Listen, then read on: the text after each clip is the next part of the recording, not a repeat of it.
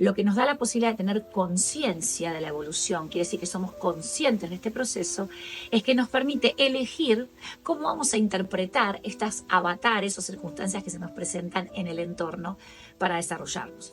Entonces, a medida que el hombre fue evolucionando, desarrolló lo que es primero la supervivencia y luego la defensa o la protección, ¿no?, de la familia, de mi propia realidad, de mi propio entorno. Entonces aquí aparece esta segunda capa y esta segunda ley, que es que de alguna manera hay un entorno que puede ser hostil para mí y mi familia y mi clan, y yo tengo que protegerlo. O sea que la segunda parte del proceso de evolución es la protección de lo que soy y de mis seres más cercanos. Entonces, esto nos da la idea de que hay una separación entre mí, entre yo, entre mi cuerpo y el resto, y que algo de lo que pasa afuera me puede dañar.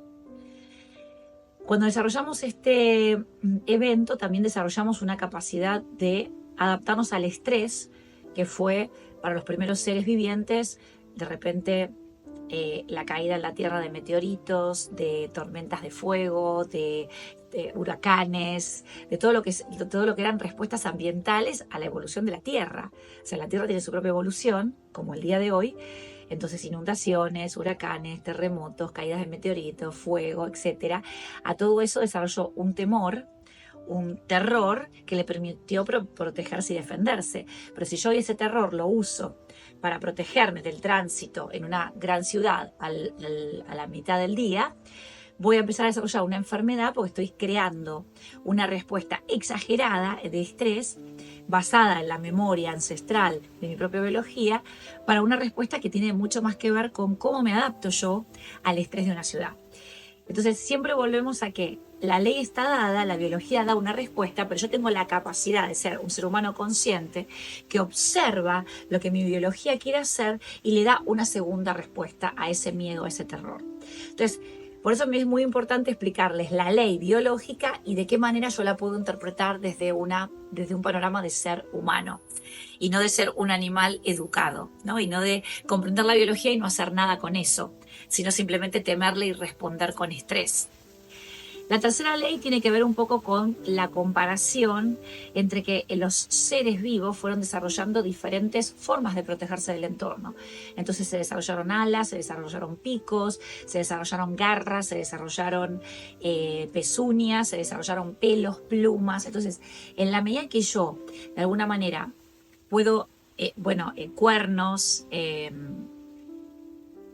todo tipo de formas de defenderme del entorno, pero también empezar a defenderme y protegerme de los demás, o sea, de las otras comunidades. Entonces, de alguna manera, aparece lo que sería la competencia y la comparación, ¿vale? Es decir, este territorio es mío, no, también es mío, bueno, no, a ver, lo vamos a defender y lo defendemos desde una lucha y una supervivencia por el territorio, por el alimento, porque obviamente a medida que la Tierra evolucionaba había zonas que quedaban sin alimento y de alguna manera la ley del más fuerte o del mejor adaptado a ese lugar y a ese entorno le permitía a unos clanes, a unas especies sobrevivir y a otras no, porque no tenían las mismas, herramientas de camuflarse en el ambiente o de luchar contra el enemigo, contra otras comunidades, o de tener herramientas para ganar el bocado, el alimento que nos permitía sobrevivir.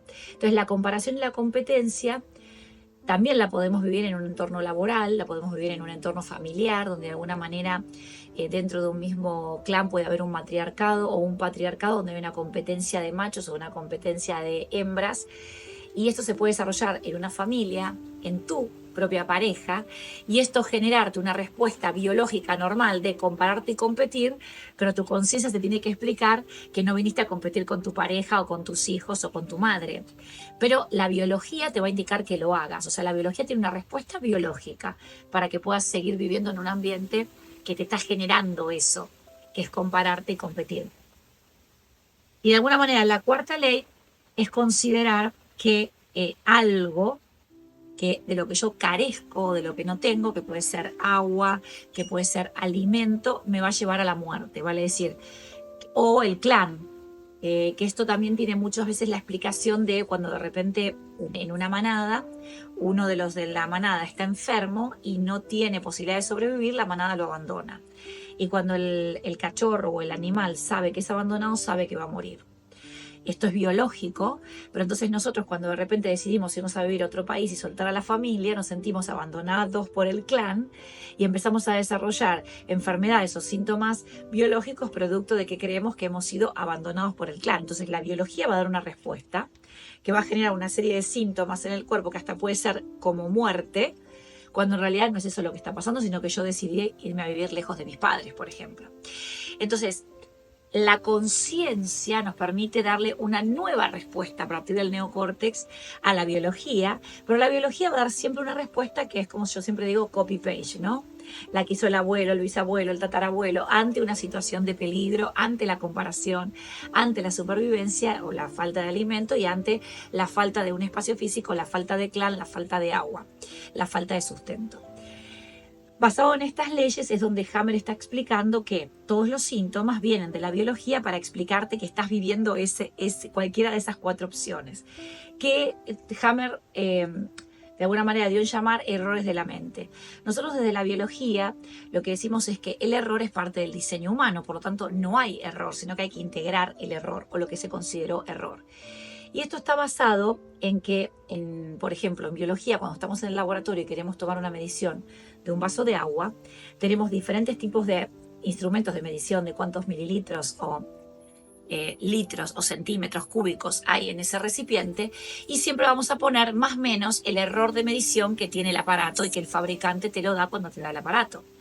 Uno se mide la temperatura más o menos el error del termómetro. Y si bien con el avance de la tecnología los aparatos cada vez tienen menos error, siempre hay un error. Entonces quiere decir, no existe la vida sin el error de medición.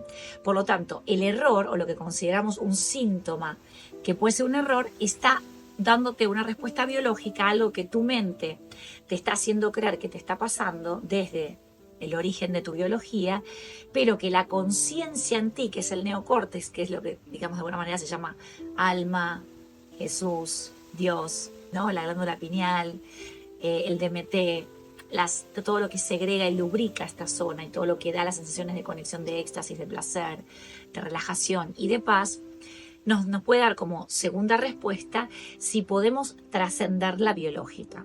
Para trascender la biológica debemos conocerla, porque esto funciona en automático. Quiere decir, la biología no nos pide permiso para mantenernos vivos, nos mantiene vivos de forma natural. Por eso dije que la biología siempre hace una pregunta. ¿Cómo es ser Luisa en este espacio-tiempo? Y la respuesta es, ¿está viva? Sí, ok. Ay, pero está frustrada, no tiene pareja, o está gorda, o está flaca, o no tiene dinero. Estoy bien, pero está viva. Entonces, el origen de todo lo que recibimos de nuestro clan era mantenernos vivos. A veces mantenernos vivos implica de repente tener un accidente, porque ese accidente va a prevenir que no te pase otro que al clan le pasó cuando uno del clan, cuando hacía lo mismo que tú, lo mató y lo pisó un tren, no sé. Entonces a veces una persona se dobla un tobillo para no ir a un evento que podría ser subirse al tren, que para el inconsciente le recuerda que el tatarabuelo se subió a un tren y se murió. Entonces, a su vez, la historia de supervivencia está dada por un clan, ¿no? Por una historia dentro del clan. Entonces, lo que hacemos un poco en biodecodificación es encontrar esa historia que generó tu síntoma, que a veces viene en generaciones mucho más atrás. Entonces, al principio de la biodecodificación se consideraba que yo tenía que conocer todo mi árbol genealógico. Y mi caso, por ejemplo, que es que yo del lado padre no conozco absolutamente nada, salvo el nombre de mis abuelos, que nacieron en el 1800, pues soy hija de un padre muy mayor, ya era una limitación para entender la biodecodificación en el momento en el que se comenzó a hablar de la biodecodificación estando Hammer en vida, porque Hammer falleció en el 2017. Sin embargo, lo que hoy podemos interpretar es que no es necesario saber con nombre y apellido a quién en el clan tuvo lo que tú estás viviendo hoy, sino conocer la información de que lo que estás viviendo viene como un quantum de energía, porque de alguna manera la energía que recibimos del clan es como si fuese lo que van a ver en las imágenes, ¿no? Esta energía que tiene forma de coseno o de seno, que es estas ondas que se usan en trigonometría y en matemática para mostrar cómo se mueven las ondas o las vibraciones energéticas. De la misma manera nosotros recibimos la información de nuestros antepasados para poder trascenderlas, que quiere decir dar una respuesta diferente. Para dar una respuesta diferente aprendemos, y este curso te lo va a ir mostrando cada capítulo, a usar las herramientas que el neocórtex nos va ofreciendo para dar una respuesta diferente a la biológica. Y esto es lo que la biodecodificación te puede permitir, comprender para qué tienes el síntoma, de qué parte de tu clan vienes, si del lado madre o del lado padre, y cuáles son las nuevas respuestas que tú puedes dar para no solamente curarte una enfermedad, sino cambiar totalmente tu vida y tu existencia.